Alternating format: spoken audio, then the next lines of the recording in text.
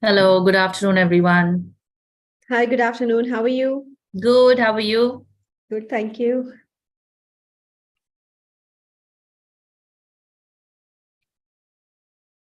We have a good gender diversity today. Yes. Hi, Deepak, how are you? Well, this one, this. Okay, so I think let us begin. We're just a couple of minutes already late. So I'm not able to start my video. Harish Ahuja this time. mm, Hello, Harjinder ji, how are you? Hi, good afternoon, everyone. sir, How are you? can you try Very now? well. Yeah. Yeah, now it's I think working. Thank you. Yeah. Okay. Thank you. Good afternoon, everyone. A very warm welcome to this second edition of MSME Week. This is the first day of the session, and the theme of this year's MSME Week is the power of small, unlocking opportunities for MSMEs in an uncertain time. We will have 4 days of session under MSME Week 2023, where we will be primarily covering the areas of policy and incentives by the government. The second would be on technology and digitalization. The third one would be on finance. And the fourth one would be on the area of exports. So these will be 4 days program. In between, since we have an Eid holiday, we won't be having the fifth day as usual we had last time. I welcome all of you on behalf of FICCI. This program is jointly being organized by FICCI CMSME, which is the Confederation of MSME, and FICCI Flow Mumbai chapter for the benefit of message going to the larger audience, and hence we are here together to do this program. We will also be during 4 days joined by some government representatives, including our industry minister, who would be present on Wednesday. And our development commissioner would be taking part in the June 30th program, which is on exports. And there will also be representatives of other semi-government institutions which will come on board during these 4 days. Before further, talking about this program more, because we have shared a lot of information on email, I would first like to invite our chair, Sulajja Firodia Motwani ji, for her welcome remarks, and we'll proceed for the session. We'll have interesting 3 presentations post these addresses. So over to you, ma'am. Yeah. Thank you so much, Deepak. A very warm good afternoon to all of you. It's my pleasure to welcome all the dignitaries and the participants on this really exciting week ahead of us, the FICCI MSME Week 2023. I want to specially welcome Ms. Harjinder Kaur Talwar, Vice President of FICCI CMSME. Thank you for joining us. And Dr. Harish Ahuja ji, Senior Vice President of NSC, who will be making a presentation. Thank you for joining us, sir. Dr. Sachidanand Shukla ji, Chief Economist of Larsen and Toubro. Ms. Archana Khosla Burman, Chair of FICCI Flow Mumbai, and we are very happy to have your participation and to bring more of our women entrepreneurs also into the dialogue. And of course, our co-chair, Ms. Ujjwala Singhania ji, FICCI Maharashtra State Council. So with that, welcome to these dignitaries and of course to all the participants. This day or this week has been organized to celebrate the International MSME Day, which has been celebrated by UN across the world to recognize the contribution of MSMEs to global economic growth and sustainable development. MSMEs in India, of course, are the backbone of our economy, and they play a crucial role in employment generation. So we are very happy to have this dialogue, and I'm going to keep my welcome remarks short because we have several wonderful presentations to look forward to. But just to share very briefly the theme of this conference that we have planned, it's called the power of small, unlocking the opportunities for MSMEs in an uncertain time. I think we have to all realize that MSMEs are the future. Nobody is born an adult. We're all born as babies. So today's MSMEs are going to grow to be tomorrow's Goliaths, to be the industry leaders worldwide. And I think all that is required to create these heroes. It's the right ecosystem, the right support, so for them to unlock the opportunities that are there ahead of all of them. And we're happy that we're able to play a small role in creating this dialogue and hopefully some wonderful ideas and discussion opportunities to help MSMEs in this journey ahead and to see some of the great successes coming out of our state of Maharashtra in this field. Of course, in Maharashtra, we have a very warm and a very strong MSME ecosystem. We have more than 48 lakh MSMEs in our state, and they generate about 30% of total MSME output of India. So we make a meaningful contribution to the GDP, which comes from MSMEs. And our sector, the MSME sector here employs more than 24% of the workforce in the state. So I think it's a very big employment generation sector as well. And therefore, it deserves all the support and encouragement. I think we all realize that while the government and the institutions are playing a role to support the MSMEs, I think a lot more that can be done to unlock their potential. They certainly have some unique issues, some unique questions, some unique obstacles that perhaps the larger organizations don't face. At the same time, they have certain agility, certain cost structures, which allows them to move faster ahead. So how can we combine the strengths and help them address the weaknesses? That's sort of the thought process. And I think some of the new areas like digitization, sustainability, which our larger enterprises have embraced, can we have the journey of our MSMEs, on this route, starting faster than later, so that from the beginning itself, they're working with the most efficient and futuristic thought process would also be another area. And I think this area is very close to the heart of our FICCI president and something that we would like to embrace in Maharashtra and in the dialogue that we are having. We've had many interactions with our MSME members over the last few weeks and months. And some areas that have come up as important areas, important questions where they require support are a seamless exchange of information. Many of them are not even aware about the schemes, incentives, infrastructure that's available to them. So can we help in come up with ways and means, information, platforms, networking opportunities where they can get more information? This is a basic, I think, support that can be made available to them. Then the second is, can we have more representation of MSMEs in policy formulation? Many times it is the larger organizations who dominate the dialogue on advocacy, and perhaps MSMEs are left following the decisions. So how can we have more representation of the MSMEs in the policy making?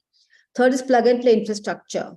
While there are more opportunities being created for outsourced infrastructure for MSMEs, in order to help them to grow faster and without blocking their funds into some of the, let's say, non-core infrastructure, can the government provide facilities like testing facilities, research facilities, etc., to help them to have a plug and play kind of ecosystem infrastructure?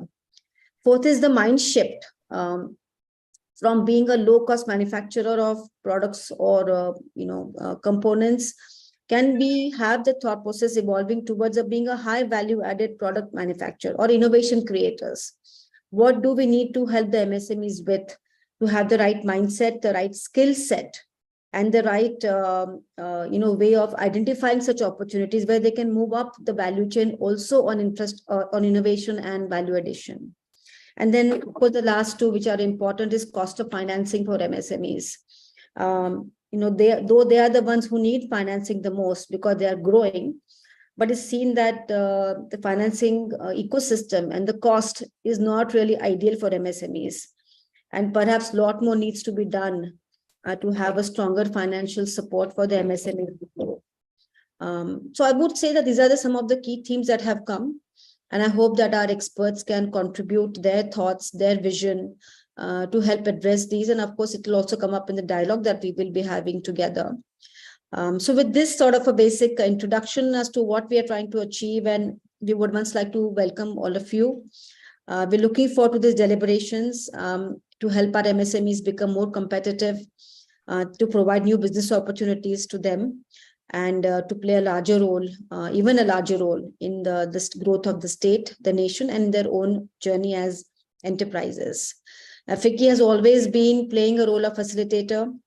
We work with many other sister chambers of commerce in our ecosystem, and we always try to keep a special thought about how we can integrate these smaller chambers into the decision making. So I hope this is a initiative that everybody welcomes and supports wholeheartedly. With this, I welcome all of you once again, to all our speakers, all our delegates and sponsors for being part of this FICCI MSME Week 2023. And I hope that we have wonderful and productive dialogue. And thank you very much. And over to you. Thank you so much. Thank you, ma'am.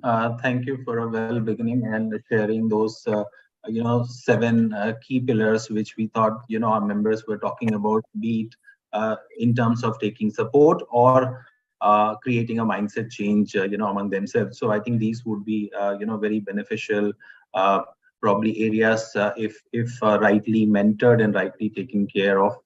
So that's what we would, look forward to working on with our MSME members. So thank you very much for your address.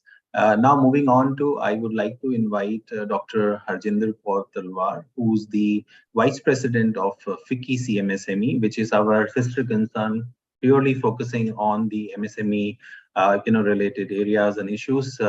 And she's also happened to be past president of FICCI Flow, which also looks after the women entrepreneurship. So I'm sure with her experience in both women's side as well as in general MSME side, we'll be able to hear something good. So over to you, ma'am, for your address. Thank you, Deepak.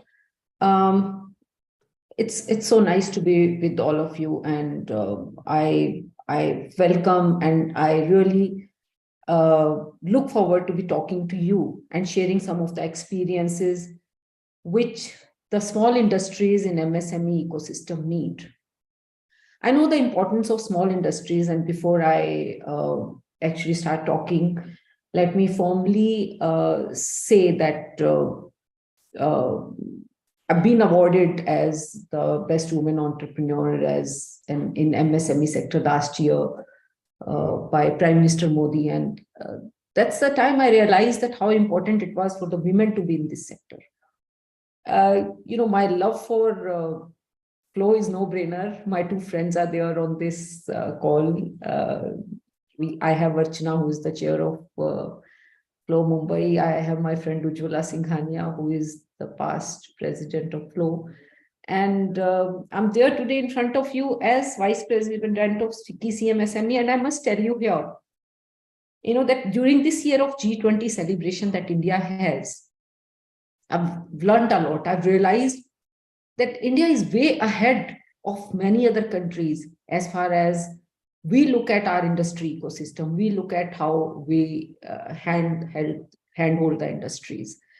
In G20, though I am chairing the inclusion task force in startup, I'm the India chair for that. But what I realized, I was talking about making sure that we have a complete inclusive ecosystem so far as industry is concerned, or so far as startups are concerned. In India, we have 2 segregated arms. One is MSME, second is startup. But in other countries, they say, what do you mean by the difference in both of them? For us, it is the same.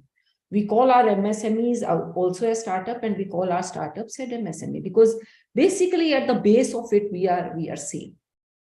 But one thing for sure was there, that this was no-brainer that we need an inclusion in MSME.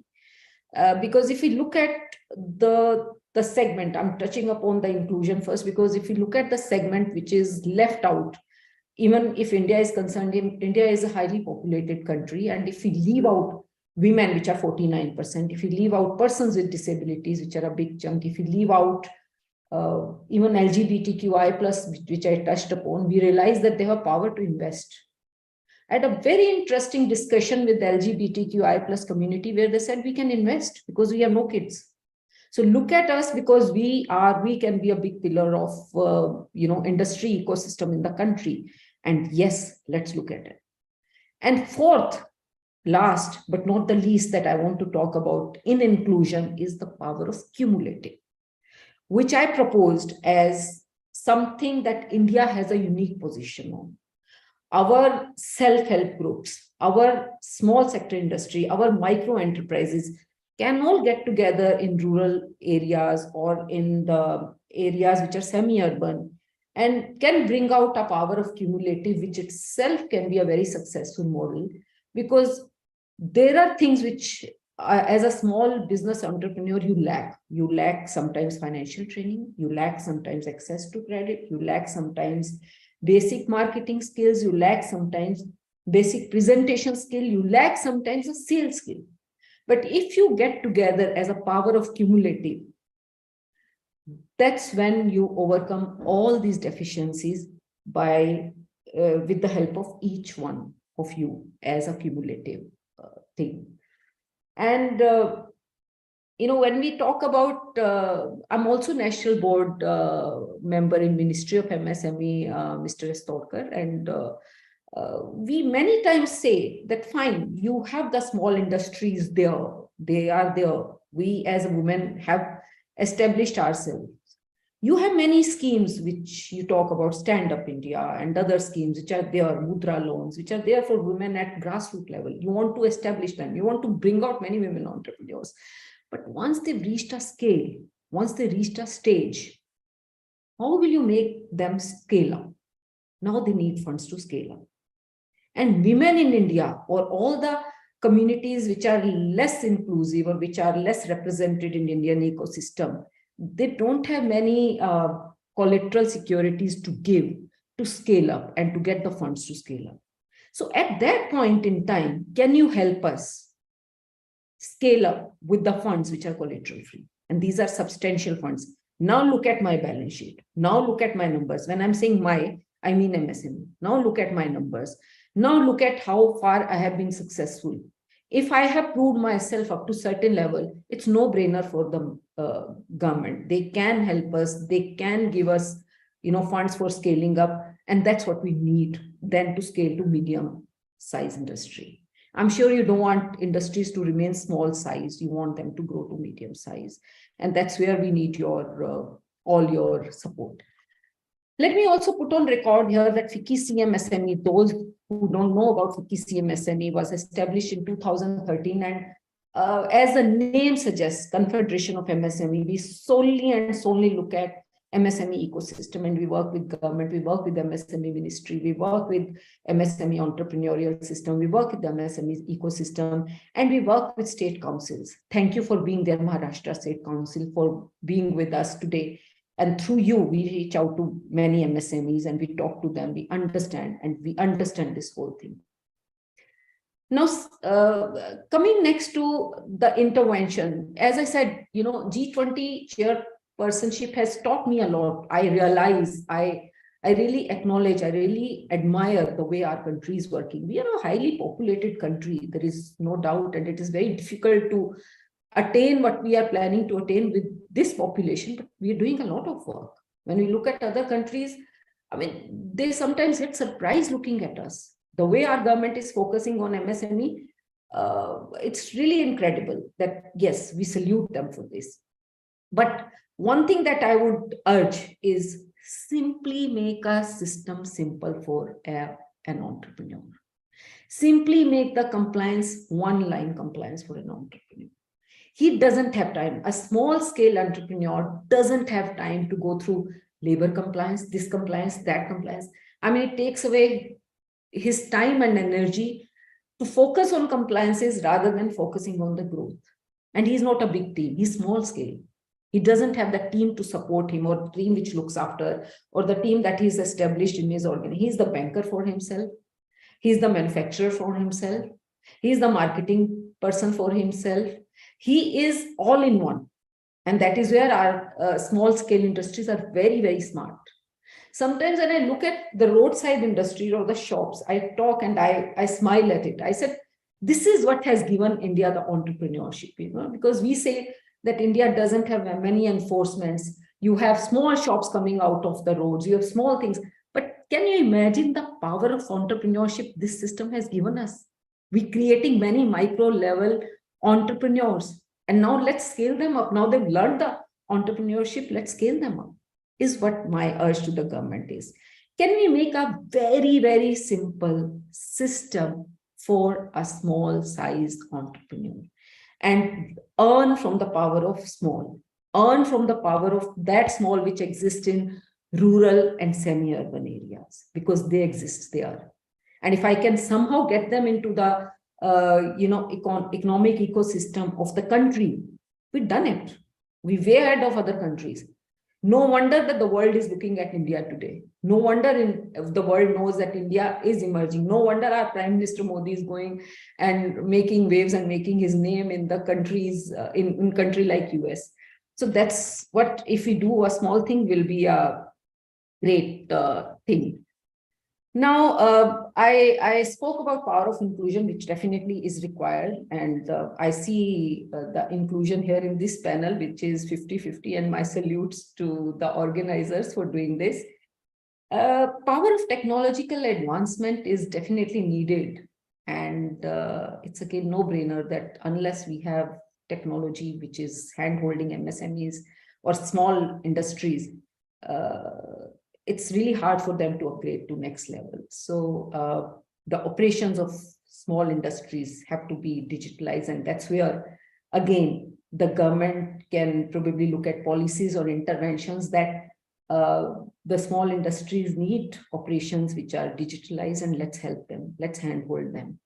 And unless that doesn't come, they will be in that rigmarole or in that, sort of struggle to be managing the operations and not looking at growing themselves. So that is second thing. Third, power of innovation. I think all the small industries, India is a land of minds. That is where we have so many startups which are really doing well here. But startup has established itself as an ecosystem where the government is giving sort of complete support to the industry.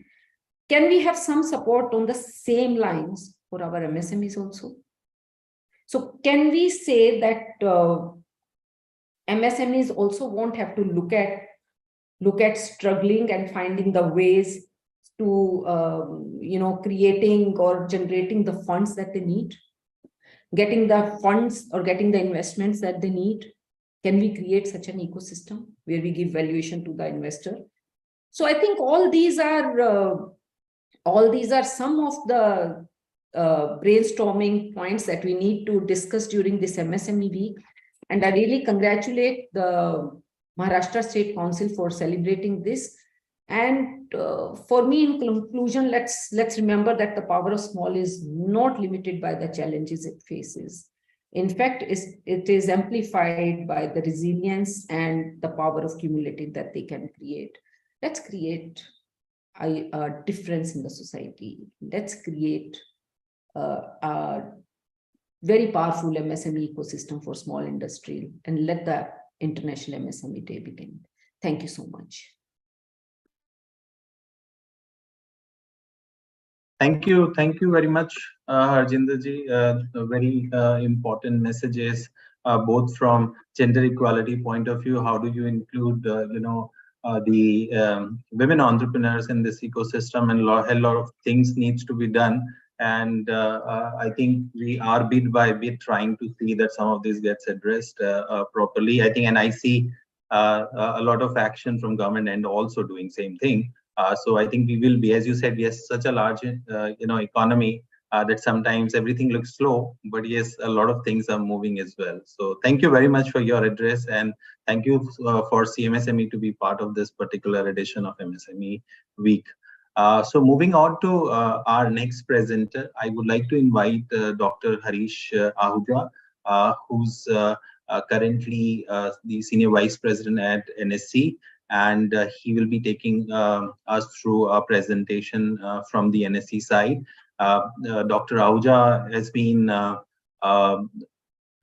two-plus decade-long career, both in civil services and private sector, and a lot of accomplishment over these 20-plus years of his journey as a civil servant, as entrepreneur, and as someone who's currently working in the private sector. We are looking forward to hearing from him that how NSC is helping small and medium enterprises from a capital market point of view, and trying to see that, finance is not a major issue for them. So I would request Dr. Ahuja to begin his presentation. I will request my colleague to share the presentation. Yeah, thank you.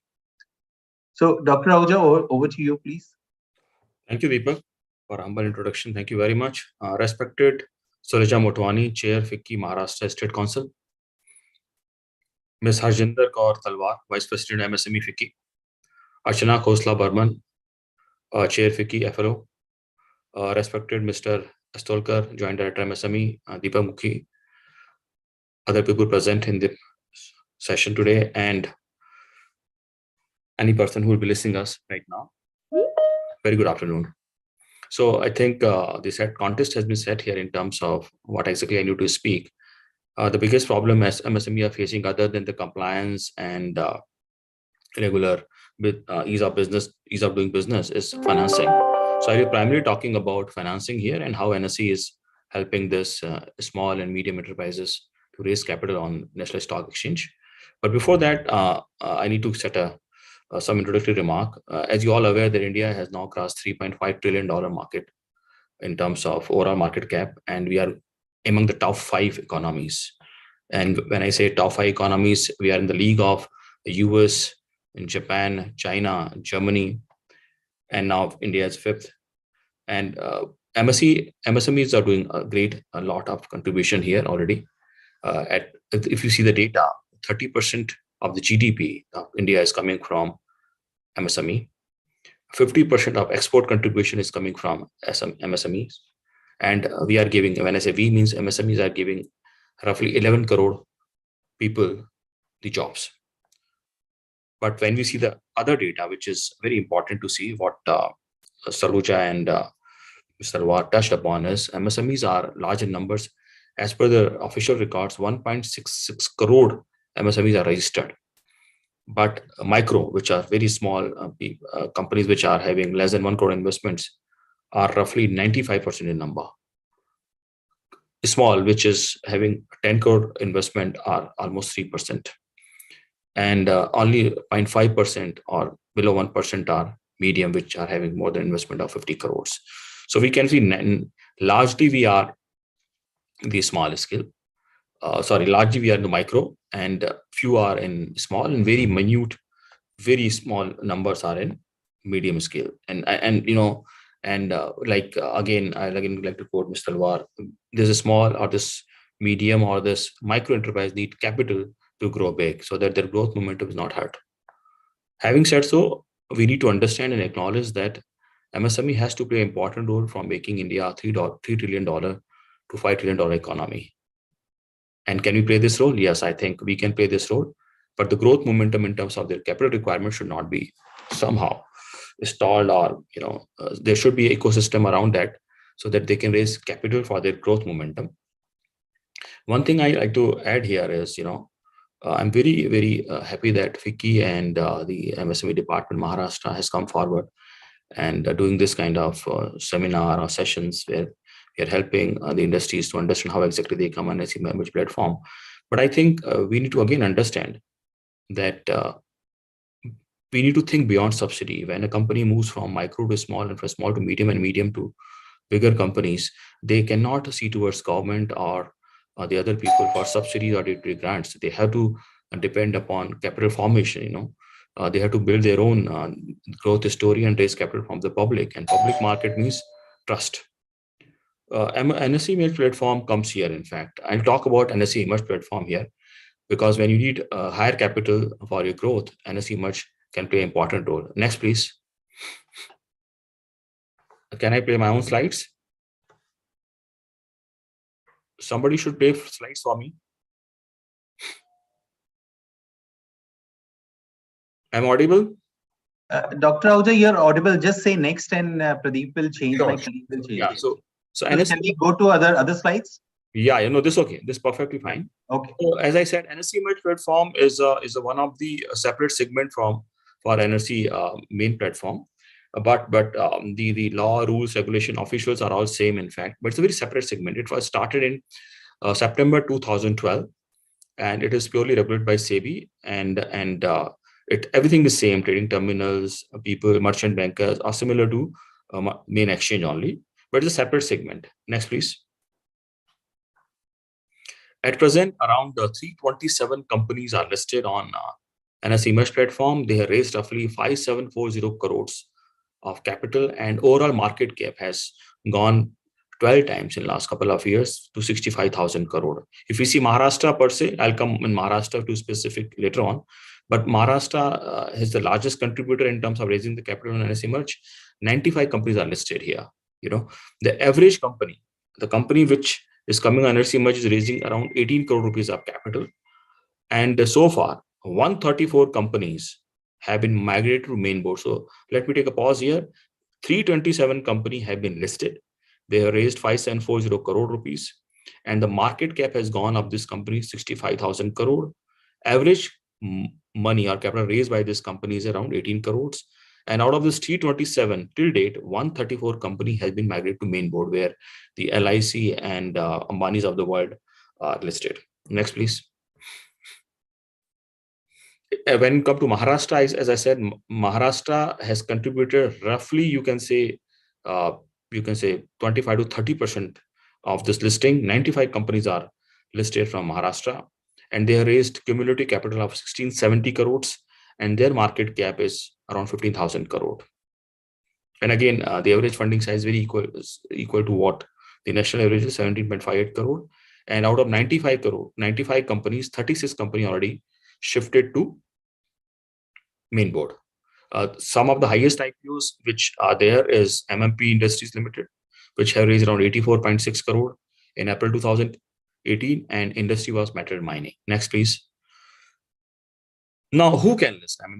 I talked about about NSE Merge. I spoke about how exactly this platform is working, how many companies from Maharashtra, but the people like Saluja or like Ms. Talwar or other companies which are present here should be aware that NSE Merge platform is a very much regulated platform, and the eligibility criteria has come from SEBI. Having said so, NSE eligibility criteria is very simple. Any company which has got 3-year operational history, having operational profit for at least 2 years out of 3 financial years, and a positive net worth is eligible to list. So between, let's say, 10 crore to 25 crore, they can remain listed on SME, and once they cross 25 crore, they can always shift to main board subject to other conditions and criteria. So eligibility criteria is very simple. You should be present, or you should have operational history of last 3 years. You should have operational profit for at least 2 years out of any 3 financial year, and you should have positive net worth. There's no defined criteria for positive net worth to be registered in NSE Merge. Next, please. Now, some of the previous speakers said that the small companies which are now growing up need to move forward, and I think every startup comes to early stage, and when at their growth stage, when they can see that they have got good order book, they have got a reasonably good investment from VC, and they have built a base, they have got good team, good idea. I think that's the right stage when they should look forward NSE Merge. And I told you, NSE Merge is not that difficult to list, provided you have good growth story, you have operational history of 3 years, you have profits, and then you can join us and grow your company big. So primarily people come for raising the growth capital and also to give the exit to VC. And we have seen, we shared that out of 90 companies or 95 companies of Maharashtra, more than 30 companies has moved to main board. So if you're in growing phase, having good operational history, making profits, reasonable good profits, you can join us on NSE Merge. Next, please. We have witnessed that many founders, many promoters of the company, even though they are showing good growth, they have got good PAT, they have got good revenue metrics, but in spite of that, they are slightly reluctant to come on NSE Merge, not because of compliance or corporate governance issue, but because they think that their company should grow bigger before they divest some more equity, because they'll get better valuation. But our earnest request to all of this NSE and some MSME companies is, please take some pain, short-term pain, to make long-term gains, because we understand that when you will come on NSE Merge, you will be now need to win the trust of the public, trust of the investor, and you have to share your earnings, you have to distribute your equity or divest your equity up to 25%. And in terms of your ego, you have to share your ego also, because And now you are no more king of your kingdom, but you have to also share certain powers to board of directors, because under the listed company and compliance network, you should have a good board of directors who's guiding you, other than you yourself are guiding single-handedly. But there's a shared responsibility, and here I think you make a lot of gains, in terms of if you're ready to take the short-term pain, the long-term visibility is much better. Your goodwill is enhanced. You are credible in the market. Many big investor comes to you for giving you the capital. You get great talent, and most important thing is the liquidity. Whenever you need fund for your growth, you not only see 2 or 3 banks. They have got you get 100 plus investors supporting you, ready to support you, and after some time, if you show the profit, valuation will be fixed by the market for you. And you'll be happy to dilute your equity also. Next. How can I? So we talk about why and why, how, when, and now how. So this is a very simple process, in fact, to list your company on NSE merge. There are 7 steps, but the most important steps are beginning. When you talk to us, once you make up your mind, you approach us. With me right now, Jayesh Tower is here, who's our associate VP. He'll share his number over the chat box, so that you can approach him. And we have got full team across India. We have got 5 regions, which is in West. We have got in Ahmedabad, we got in Delhi, we are in Calcutta, we are in Chennai, and in Hyderabad. In Mumbai also, we have got teams. So you can approach them. We have seen that the most of the promoters or founders take their little bit of time to make up their mind. But when they make up their mind, we connect with them authorized merchant bankers who are very efficient and proficient in terms of helping this company, handle this company to make their journey ready for going for IPOs. And step 2 to step 3 is slightly ticklish, because many times we found that when we interact with these companies, or merchant bank interact with this company, they are not ready, their books are not ready, their corporate governance standards are not reasonably enough to file the document. So between step 2 to step 3, they take some time. Once that offer document is filed, NSE doesn't take more than 30 to 45 days. And once they get the approval, within 1 year of the approval, they can list on the NSE, and then listing happens immediately after the process of share, 7, 8 days. So the entire step into step 7 can take from 4 months to 16 months. And major hurdle is between step 2 step 3. If a founder is ready with his books, his corporate governance standards, his story is ready in terms of growth, then I think sometimes we have seen companies have moved from step 2 to step 7 in 3 months. So anything from 4 months to 16 months is the time taken to list the company on NSE merge. Next, please. The regulatory framework is quite light in terms of, so when you list on NSE merge, you need minimum 50 allottees. In fact, there should be 50 minimum investor with you who will buy 1 lakh rupees to, the lot size is 1 lakh rupees or more, not less than that. You have to dilute at least 25% equity. You have to also put additional 1.25% equity for market making. My team will talk to you offline on this, because it's not that complex, but I think some people like to know more about this. If there are any questions, Jayesh will be answering it, because I have to rush for a meeting. So you have to dilute at least 25% equity, and minimum 50 allottees will be there. And the good part of IPO and NSE merges, if you're appointing a merchant banker, they have to do the 100% underwriting. If any merchant banker own your issue, then he has to bring the investor, he has to underwrite. If the investor fail to buy, then they have to buy the valuation they have given to you, or both of you agreed to. Post-listing compliance is not that difficult. You have to submit half-yearly audited accounts instead of quarterly in case of main board. Corporate governance norms, there's no relaxation here. You have to comply with all the, which is again not very difficult if you're already a running company. Operating history has proved to show that you are managing profits and doing reasonably good corporate governance. Migration is also possible once you enter into SME main board. You can become a main board company as per the terms and condition of exchanges. Again, I told you that the minimum lot size here is 1 lakh rupees, not 15,000 in case of main board. Some HNI clients which can buy up to 1 lakh rupees multiple lots can only come, not the small investor who normally invest 15,000 plus as per the SEBI guidelines. Here comes a slightly restrictive investment criteria. But once you go to main board after showing performance, the sky's the limit for you. Next, please. Just I'll be rushing quickly here. NSE Emerge is giving a very good return. If you see this around NSE Emerge has roughly 327 companies. Out of them, 122 companies. Collating this 122 company data, we have created an NSE Emerge Index, which has given roughly 35.70 year-on-year returns, which is huge. Seeing the NSE 50, Nifty 50 is giving almost 16 to 17% last 10 years. When we see their performance, NSE Emerge is giving a good returns, So this index is being watched by many funds, and we came to know through our merchant bankers, through our own sources, that multiple SME funds are now coming up. We should exclusive invest in SME Emerge, So I think funds is not an issue if you've got a good story, you've got good corporate governance framework, you've got a good team, and you good product. I think NSE Merge could be the right platform for you. Net worth is not a criteria here. Only thing is you should have 3 years running history, 3 years of operation, 3 years of profit, and basically 2 years of profit. You can anyways come and you can be part of this, growing NSE Merge Index. Next, please. This is the last slide before we come. So I like to just give, in fact, which are the company raising the funds on this. Primarily capital goods, telecommunication, FMCG, healthcare.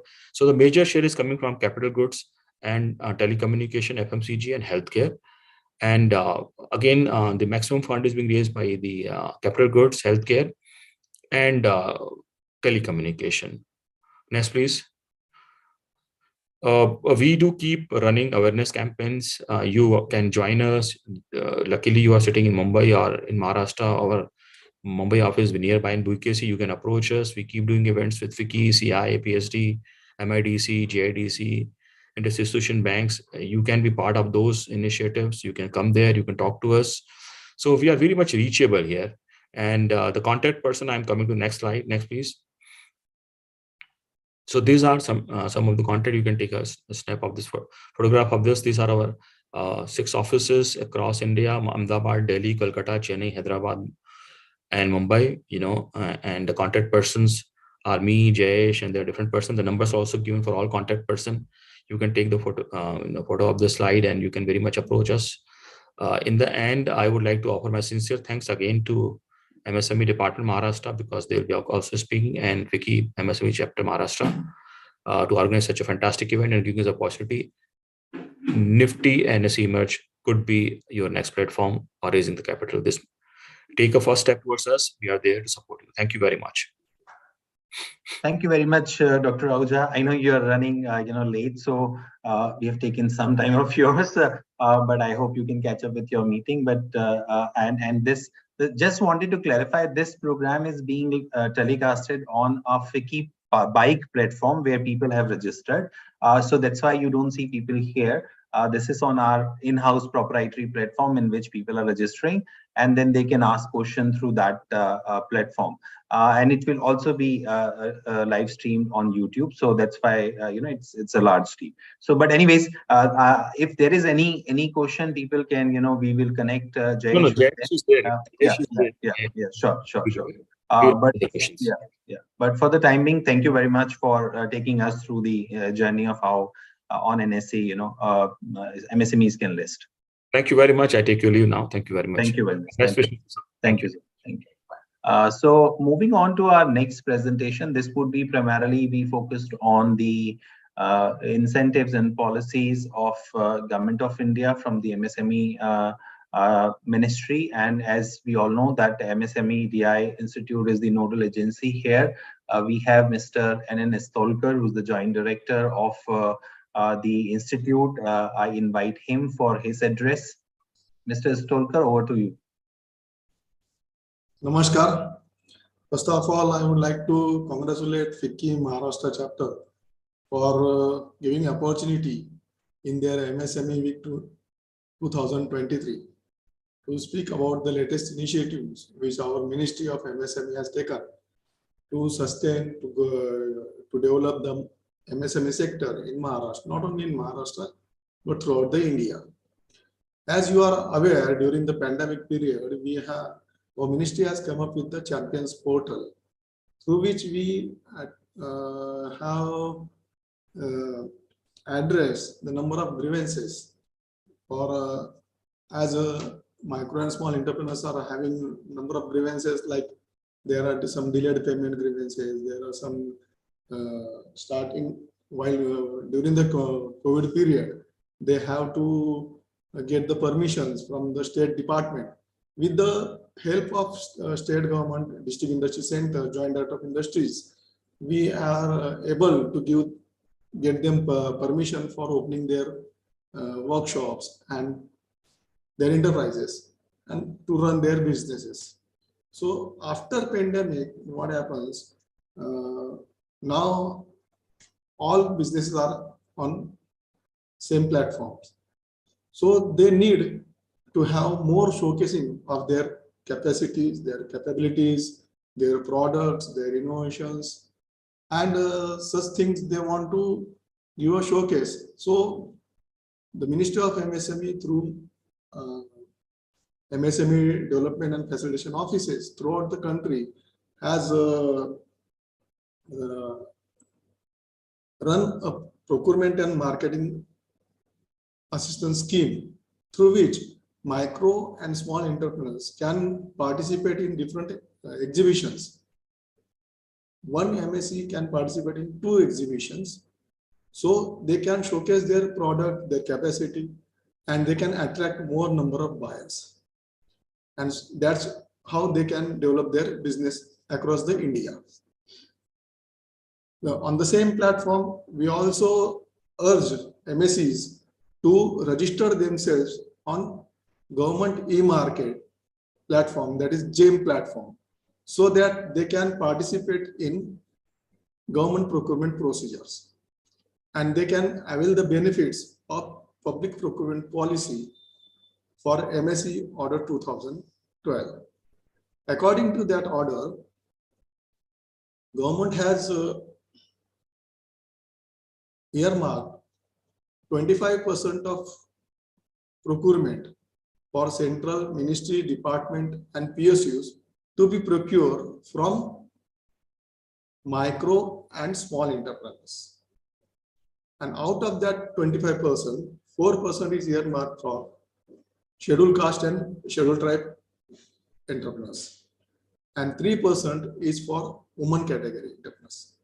So there is a huge market available for women entrepreneurs as well as the entrepreneurs who are belonging to weaker sections. So we always ask MSEs to get themselves registered first on GEM portal and avail the benefit of this public procurement policy through participating in different tenders floated by different CPSEs. And we also conduct some vendor development programs. Although CPSEs are conducting some vendor development programs and B2B meet, buyer-seller meet, we also get connected with them. We also participated in that programs, and we disseminate the informations of what are the latest initiatives that Government of India is taking through Ministry of MSMEs for developing this sector in the country. As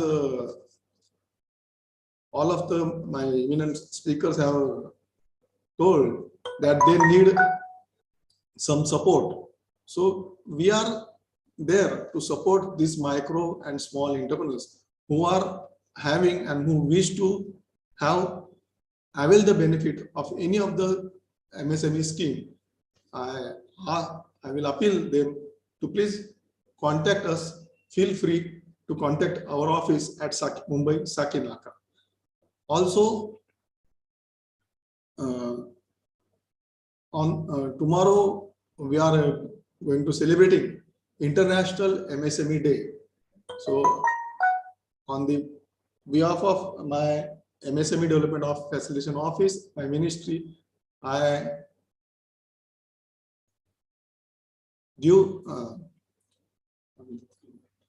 invite all of you to come and join us while celebrating this International MSME Day at Mumbai Sakinaka office after 3 p.m. So there are lot of initiatives as discussed for credit facilitation, for ease of doing business. Our government has taken number of steps, and all the steps are readily available on our website also.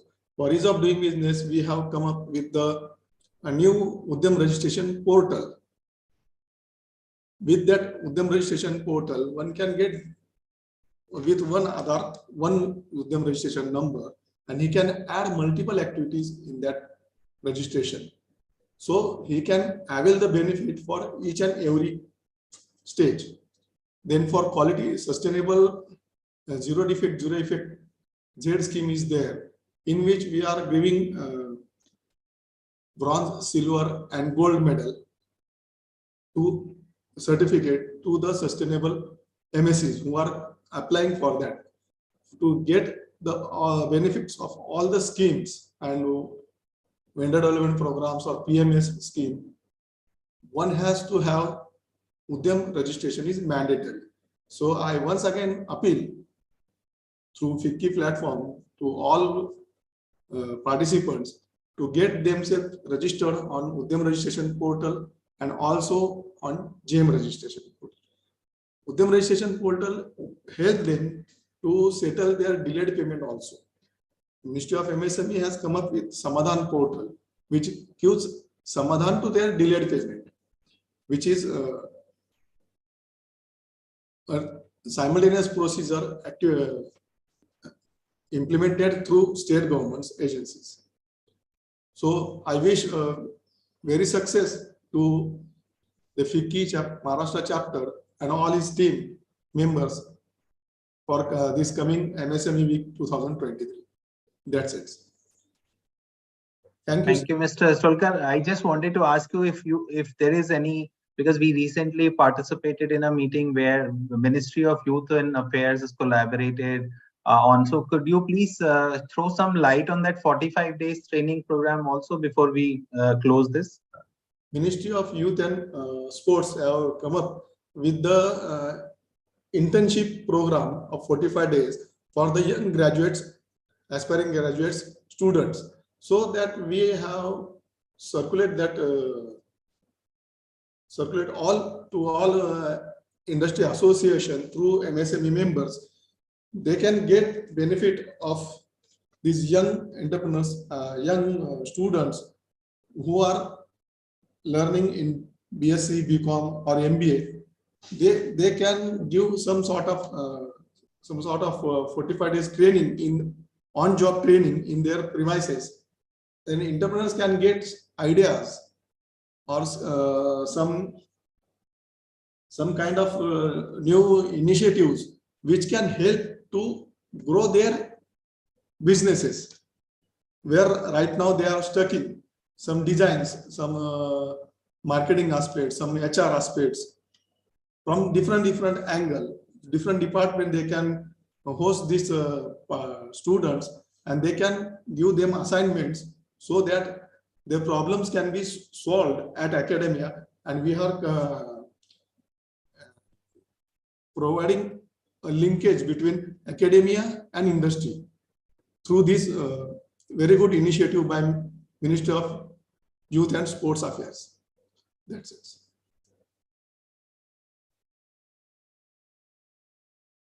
Okay. Thank you, Mr. Astolkar, for sharing some of the initiative.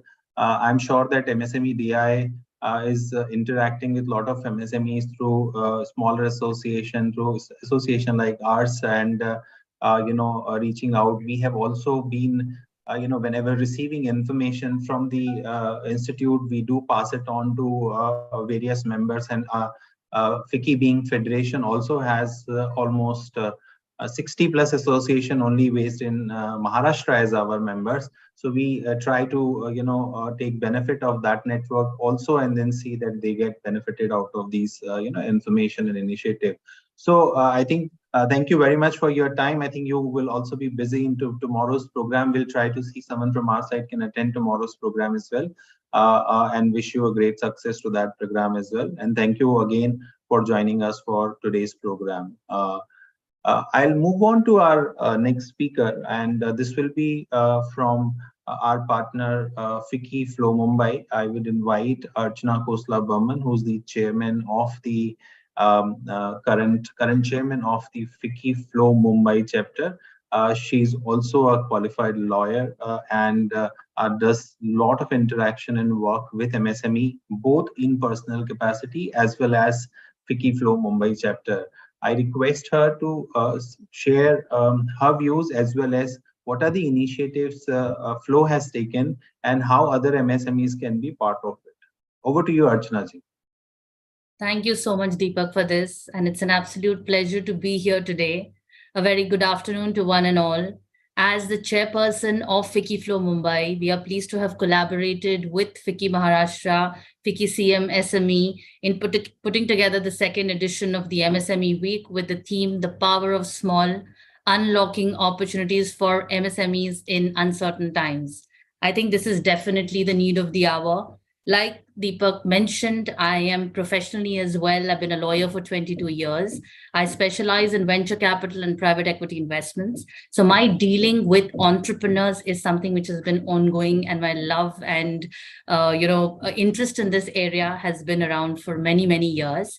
Now, like Harjinder ji was mentioning, there is a little bit of one part is the MSME, one part is the startups. There are enough and more startups who qualify to be MSMEs, but they don't understand the nuances. In fact, within FICCI Flow as well, we have a whole pool of entrepreneurs, and there is so much we've been doing for women entrepreneurs in FICCI Flow. And outside of that, in my professional capacity, I have been mentoring entrepreneurs, both men and women, on a day in and day out basis. And these are real life challenges which a lot of them are dealing with, be it in terms of, like we said, the kind of compliances which are falling on them, the access to finance, the kind of, and of course, the government is supporting so much and more. But I think if the way the ecosystem is working together, if we continue doing that, a lot can be done for making this into a huge reality as well. As we all know, the MSME sector is the backbone of the Indian economy, as they contribute over 30% to the GDP with almost 50% contribution to exports. They also form an integral part of the supply chain. The sector has, over the past few decades, emerged as a highly vibrant and dynamic sector of the economy. It contributes significantly in the socio-economic development of the country by fostering entrepreneurship, generating large employment opportunities, and that too at comparatively lower capital cost. That makes it even much more interesting. This employment is also contributing towards the wealth generation, or at both at the high as well as the grassroots level as well. To add to it, the MSMEs are complementary to large industries as ancillary units, and this sector contributes significantly in the inclusive industrial development of the country. The support from all stakeholders, including the Ministry of MSME, be it by way of running schemes, financial assistance, technology assistance, upgradation, infrastructure development, there is so much. And the MSMEs should take advantage of such opportunities and drive economic growth. We have ourselves been in touch with the MSME ministry, and we are trying our best to empower more and more entrepreneurs to understand, because first and foremost is to get the kind of training which is needed to understand what is in store. And the second is to make the best utilization of that. No doubt there is a long road to traverse, but with all the support from the ecosystem, I think there is a lot which can be achieved. To tell you all a little bit about FICCI Flow. Flow is the FICCI Ladies Organization, which is Asia's largest chamber of commerce of women. It is the ladies' wing of FICCI, and it is an all-India forum. It has its headquarters in New Delhi, has 19 chapters set up across India, representing over 9,000 plus women entrepreneurs and professionals. We have completed 40 years of existence, and Flow has been promoting women empowerment, entrepreneurship, leadership, and professional excellence in women. Given the breadth and depth of work, FICCI has been appointed as the official secretariat of G20 Empower and working very closely with W20 as well as Startup 20. For the MSME sector, FICCI specifically has a vision to be the National Center of Excellence for Women-led Enterprises and the mission to facilitate women-led MSMEs to scale and sustain through policy advocacy and ongoing training and mentoring. We definitely understand that the participation of women in business is fundamental to the economic growth. Therefore, it is imperative that we invest in creating women entrepreneurs and give them an enabling and conducive environment. Flow, therefore, plays an integral part in this process and contributes effectively towards the growth agenda of the nation. Since inception, Flow has been working towards empowering and enabling women entrepreneurs and professionals in India, working towards economic self-reliance, as we totally believe in this. Our endeavor is to create economic possibilities for women at different levels and equip them to be in charge of their lives and participate in the sustainable development of the nation. Flow has a dedicated MSME cell in addition to the national startup cell, and there is a bit of an overlap in both these verticals, because like I said, there are a lot of startups who would qualify to be MSMEs. So while for the women, so what we call it is in the larger umbrella, the women-led businesses, there are so many opportunities available today. And what we have done at Flow is we have created these two cells, which is run across India in all 19 chapters and works towards providing a 360-degree impact for women-led businesses. So to tell you all a little bit about what we do in addition to providing accelerator programs and helping them grow to the next level, helping them scale, probably get funded as well, because there are so many ecosystem players whom we collaborate with to put this entire program together. We're also helping women to become angel investors, but that I'll keep aside for now.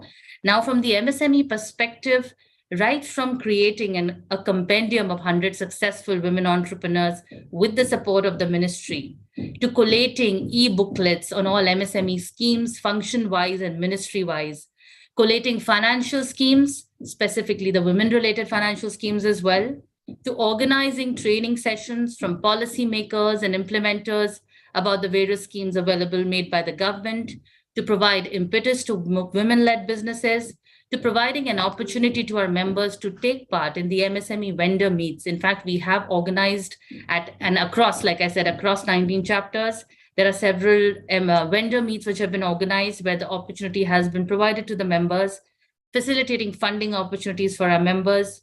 And last but not the least, I would say organizing exhibitions which are supported by the MSME ministry. So there are several programs and initiatives being undertaken by FICCI, both at national and chapter levels. And specifically on the finance side as well, we have divided it into zones where, some of the zones are looking at export finance, some are looking at GST and taxation, some zones are looking at fintech, right? Because that's another very important source in addition to banks and NBFCs.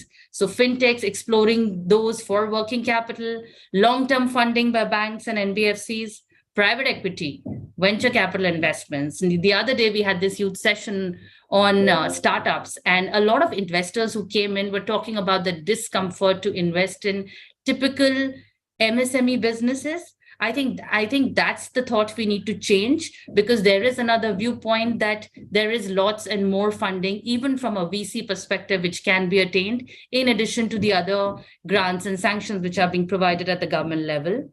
And there is so much we are doing in terms of, also we have a Flow think tank where we are working with the government to kind of help support writing white papers and doing a lot in this space. And I totally congratulate all of us to be organizing this MSME week, which promises to celebrate the importance of MSMEs, create more awareness about the initiatives, and most importantly, deliberate on the way forward to achieve its true potential.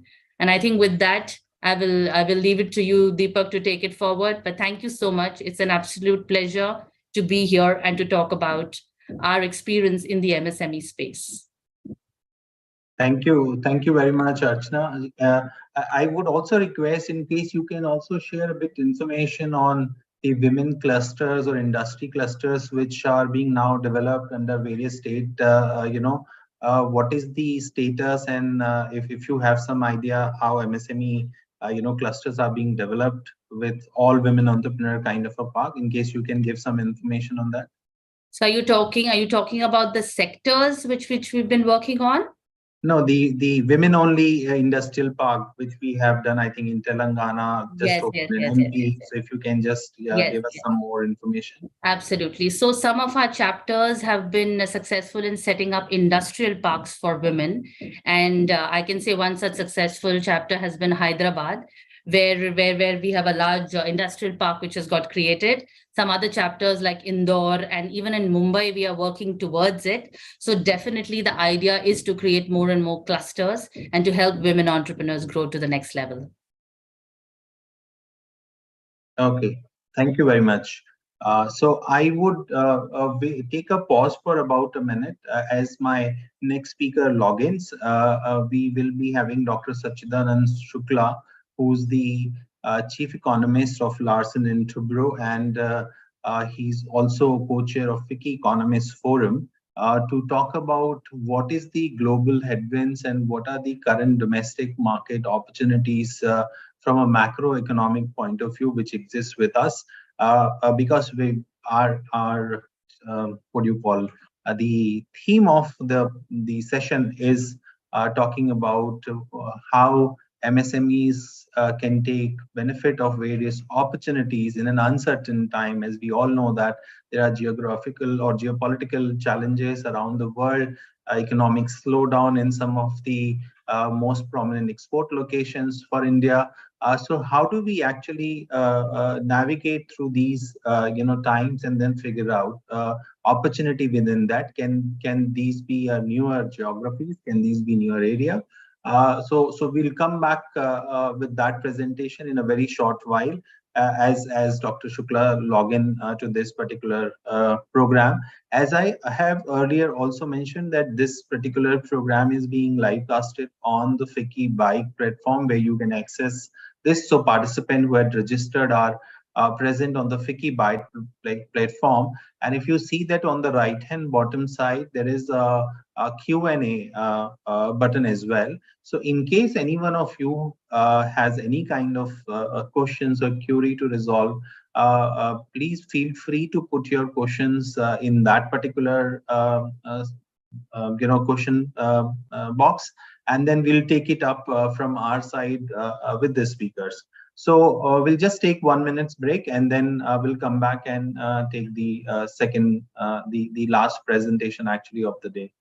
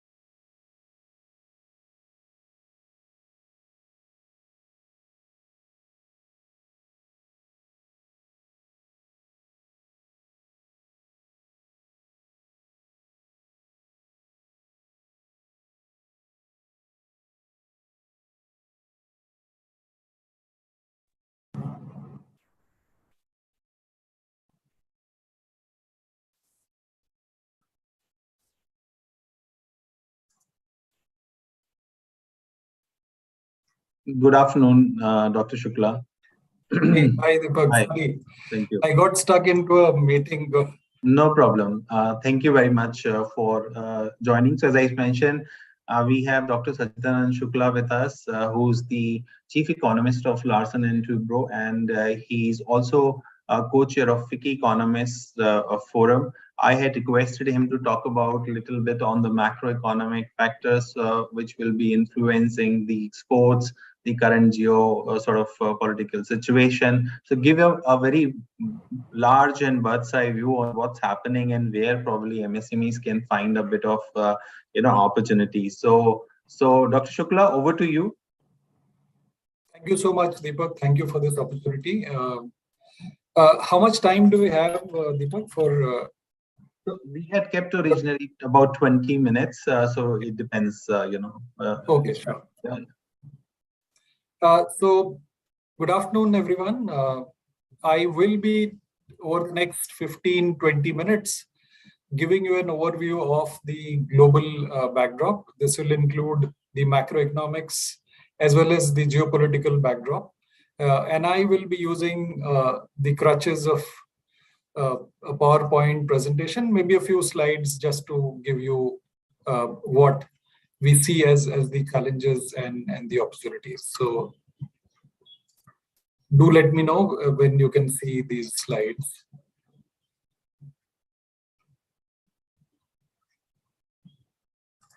Yes, we can see the slides. So okay, yeah. Great. I think as we speak, you can see the interesting times that we are living in, right? I mean, just look at the right-hand side. I mean, the war in Ukraine, there are twists and turns every single day. Last couple of days, we were seized with some of these narratives and some of these messages and videos and pictures of almost like a coup, right? And on the left-hand side, you can see how even in the developed sort of world, a lettuce can probably outlive an elected prime minister. So this is a very, very interesting global backdrop that we have. These are again pictures that you'll relate to, right? Just look at the left-hand side. This is the storming of the US Capitol, whereas on the right-hand side, this is a picture of the Brazilian insurrection. And just to give you a complete contrast now, look at India. We are an election country with very peaceful transitions of power, right? Almost every single year, you'll have 5 to 6 elections. Just look at the calendar for, say, 23 and 24 running into the general election. So the point I'm making is globally, it is extremely volatile. Democracies are going through challenges, and autocratic regimes are having their challenges of their own, right? And in this sort of a backdrop, India does stand out. So I'm not deliberately using economic data points. I'm just trying to give you a qualitative picture of how the world is and how we stand out in terms of peaceful transitions of power. And see, this year, almost a fifth of our population is going to be voting, right? And there are multiple parties, and we have seen a peaceful transition of power in Karnataka, for example. Now going to hard, say, macroeconomic data points. Dr. Shukla, sorry to interrupt. I think the presentation is not moving, if I'm not wrong. It's still on the first page. Is it now? Yeah, now it has come. Okay, now this has come. Sorry, it was not there. Okay, so when I make it full screen, I think it's not moving. So please bear with me. I mean, if this view is okay, I'll use this. Yeah, this is fine. Yeah, okay. So this is the chart that I was referring to when I spoke about the peaceful transition of power in India. And just to walk you back, I mean, if this was not visible to you earlier. So the left-hand side is the US Capitol, people stormed that, and the right is the Brazilian parliament. And this is the contrast that India presents. Fifth of our population really voting in this year. And there are peaceful transitions of power. For example, Karnataka was the latest example. Now moving on to economic data points. I think this zero is something that is good, right? Typically, we don't think that zero has any value. But when it comes to recession probabilities, having a zero is a great thing, right? India does stand out. Just look at the extreme right. India has a zero probability of a recession, whereas you can see n number of countries, right from the US and the UK, etc., on the left-hand side. So the developed world does feature on the left-hand side with probabilities being 50 or more. So 50 is for France, but as you move towards the left, you'll find these probabilities actually going up. And India is actually going to be a key driver of economic growth for the rest of the world. And you can see that 13% of the incremental growth in the global economy is going to be coming from India, right? And then this is a 5-year period, the next 5 years. And this is no small feat. And I just walked you through the global challenges and the kind of backdrop that we have.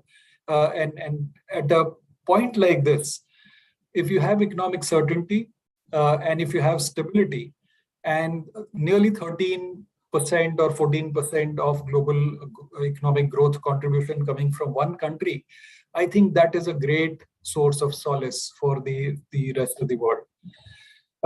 And there are many of these extrapolations and interpretations, but the simple point is India is on the move and it is on the rise. So India's share in world GDP, whether it is PPP basis or nominal dollar terms basis, or you do a ranking of top 10 countries by GDP, whichever way you look at it, I think it is very clear that India is finally on the move and on the rise. And there are multiple factors that are contributing to India's stellar show in the global affairs. And you can see here, some of these things are known to all of us. Formalization of the economy, balance sheets, twin balance sheets, I mean, whether it is the corporates or the banking balance sheets, or the global geopolitics and geostrategic thing falling in place with China +1, etc. And the demographics picture, where I think for the first time India's overtaken China in terms of the population.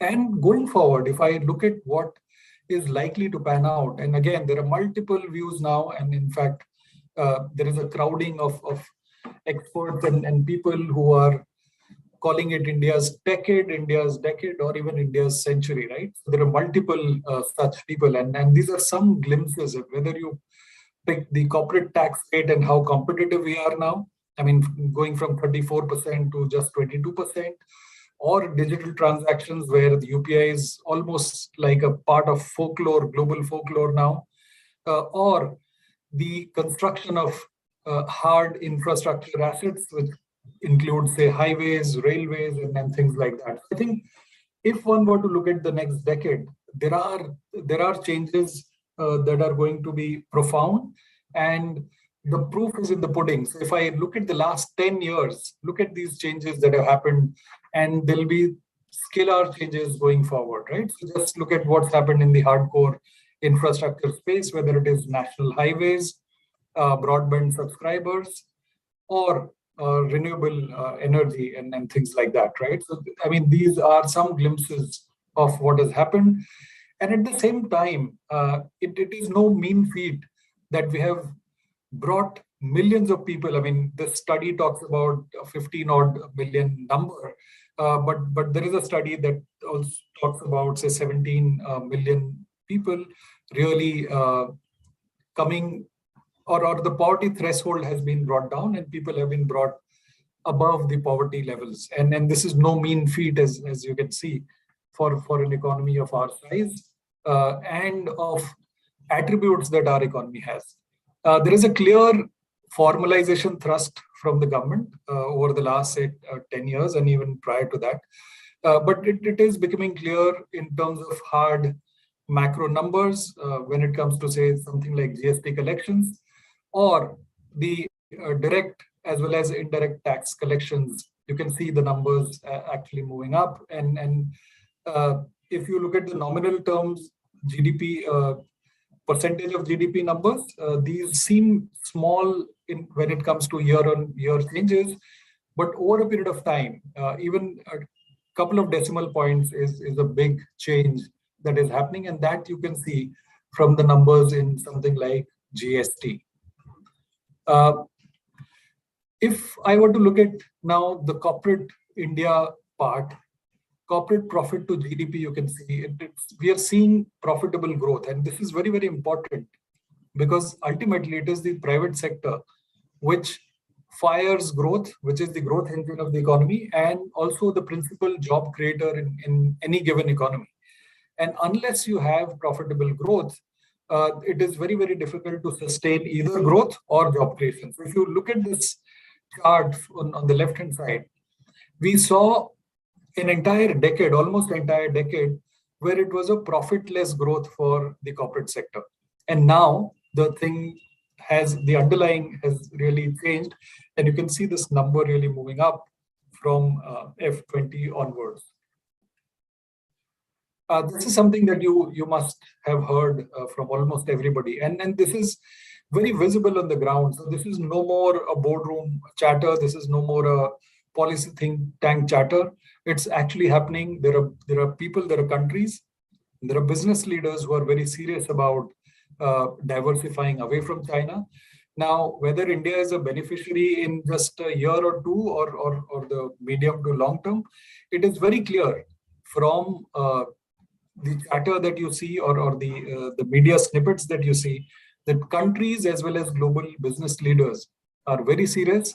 And given India's stature, given India's underlying economic fundamentals, it is going to be really a move that will benefit India, and India is going to be a sizable beneficiary of this China plus one opportunity over time.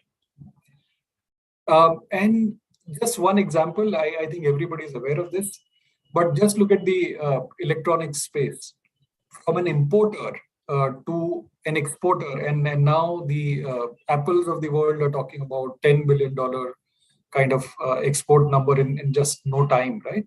And this is likely to get manifested across sectors with the PLI and the manufacturing thrust. But this is a good example you can see on the chart, left-hand side to right-hand side, how it is moved in mobile phones and toys, and this will get replicated hopefully across multiple sectors. On the other bit, which has been a problem for the world, which is inflation, right? I mean, the Western economies are still battling inflation.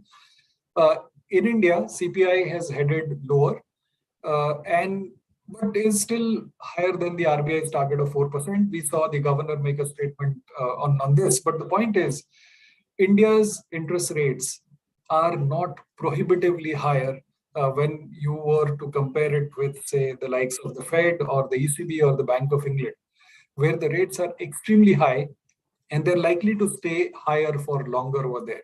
The Fed probably is going to do maybe one or two more rate hikes, ditto for ECB. But the point is, in India, I think the RBI is done with rate increases. It may hold interest rates higher for a bit longer because of the El Nino threat and threat to food inflation.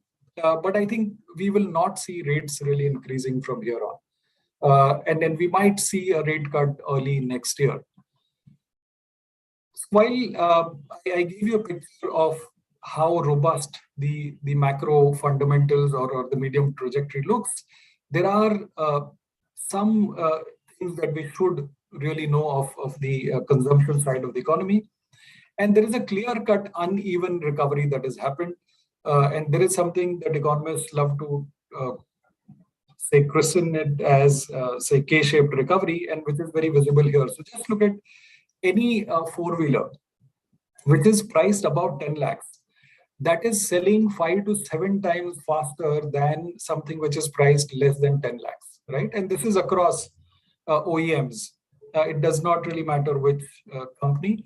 Similarly, if I were to look at motorbikes, the bikes which are, say, priced less than 1 lakh are selling way slower than something which is priced 3 lakhs plus. So there is a clear dichotomy across the board. And the same thing holds for a lot of durables and a lot of services sectors. You can see airports full of people and similarly for other modes of transport. But the point is, it's a very, very divergent recovery. It is uneven and it has not been very broad, especially when it comes to the durables and the non-durables piece. Services, yes, we can see some traction, but beware of the consumption side of the story. And the El Nino, if it materializes, the threat really materializes, it can impact the rural side or the rural consumption recovery that a lot of people were hoping for or were beginning to see some green shoots of. So I think this is something that we need to be really cognizant of. Coming to the MSME piece, I think this has been something which has surprised a lot of people, a lot of observers of the economy. It has been fairly resilient, and we have seen shock after shock. For example, we saw the COVID shock, and then that was followed by the war in Ukraine. And a lot of people would have, if you had asked them that whether the MSME sector will really be able to cope with something like these and back-to-back shocks, most people would not have been able to forecast the kind of resilience that the sector has shown. So just using some snippets, some data points, if you look at the disbursement or credit disbursements, whether it is for PSBs, private banks, or NBFCs, it's been very, very robust, as you can see. So north of 20-21%, right? So 21% for public sector banks, 25% for private, and NBFCs have grown it to about 34-35%. And then ditto for these disbursements or credit exposure, right? And if you look at the delinquency levels, I mean, this is a way to look at the health of the sector. Even here, you can see that it's fairly robust. And whether it is for the public sector banks, whether it is the private or the NBFCs, the overall delinquency levels are fairly low, given that we have faced such massive shocks. So if you think about the COVID shock, it's once in a century shock. The war in Europe is more than, say, nothing like that has happened in Europe post, say, Second World War. So these are one of its kind shocks, and yet look at the delinquency levels overall, or even lender-wise. I mean, so look at the public sector or private sector books for MSMEs, and I think this is a fairly healthy backdrop despite a very tough environment. And I think as the economic momentum picks up, and then we are past this hump of the COVID, of the El Nino shock, and I hope that it is not a big shock to the system. I think things are looking up for these sectors. This is just a slide for us to be cognizant of some of the key things that we should be watching out for going forward on the global macro and geopolitics. And lastly, I just wanted to end by saying that at L&T, we do believe in the immense potential of the sector. And there is an entity called L&T Sufin, which works exclusively with SMEs. And there are 40,000 plus SMEs who are already a part of this platform. And then we do work very closely with them. So thank you so much for the opportunity, and we'll be happy to take questions. Thank you. Thank you once again. Back to you, Deepak. Thank you, Dr. Shukla, for taking us through what's happening at the macro level, in the economy, and what do you see, going forward will happen. I think looks like a strong indicators moving forward, and the way MSMEs have been performing, especially post-COVID. So a good scope of growth for them. But obviously, as you also mentioned in between, K-shaped recovery. So there are certain probably segments and sectors which are still not really come up to the same pre-COVID level or the way some other segments are performing post-COVID. So I think the message is a bit mixed, but still with some kind of strong indicators for the future. So thank you very much for sharing your thoughts and presentation here today with us and our audience. If anyone from the panel has any question, please feel free to ask. this program is actually being broadcasted on FICCI bike platform, and we'll be taking basically questions from that. So in case people who are online, I'm not sure whether one of the question which has come would be of relevance to you, but she's talking about what will be the future of offline trade. So I mean, it seems and looks like comparing with e-commerce trade or new age trade with the traditional one, probably. I don't know. I mean, I feel not much of a change even with the e-commerce player. But any suggestion for or feedback from your end? I think very broadly, Deepak, if you look at the trajectory of the economy, this is an economy that is going to be doubling every 6 to 6.5 years in nominal terms, right? And with that base level of economic activity and momentum, whether it is offline or online, should not really matter, because if you are a well-managed business, you should be growing in line with the economy, underlying economy in nominal terms, right? And doubling in 6 to 7 years, I think is absolutely not bad at all, given the global economic situation. So if you were a player, whether a manufacturer or a service provider in, say, an economy like the US or Europe, it would take 24 to 30 years for the underlying to really double, right? So just look at the contrast. So at least 24 years for doubling, whereas in India, I mean, give or take a couple of years, depending on which segment and what kind of business you are. I mean, well managed or well funded, etc. But the point simply that I'm making is, if my underlying economy is going to be doubling every 6.5 years, any good business, whether offline, online, doesn't, I mean, the model doesn't really matter.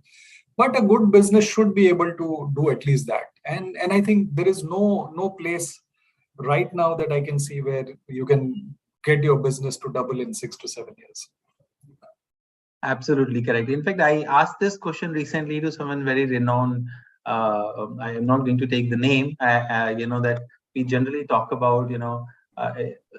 There is a group which talks about 10% growth or double-digit growth for India to actually achieve those 20 trillion, $10 trillion marks and all those things. So, and he was very skeptical about this number from where it is coming. We say that if India remains above the 7% mark, beat whatever, we are going to be really in a good place actually among the world economy. And we need to make sure that 7%. And in fact, the day he talked about this, the next day the numbers came to 7.1 or 7.2%. So I think that's what people have been talking. And you rightly said that in case we are in that kind of a space, as long as both online and offline will work. And I also feel that over so many of years, people have talked about the challenges of new age businesses coming. Right now we are into AI/ML discussion, and so that traditional will be taken away. I think that's not really happening. It's just about being how good or bad business you are. So that could be the differentiator rather than new businesses popping up. So anyways, anyone from the panel if wants to ask, or otherwise we'll just close this. I'll just check if there's any other question which has come. Incubation, which is not relevant to your. Okay, so.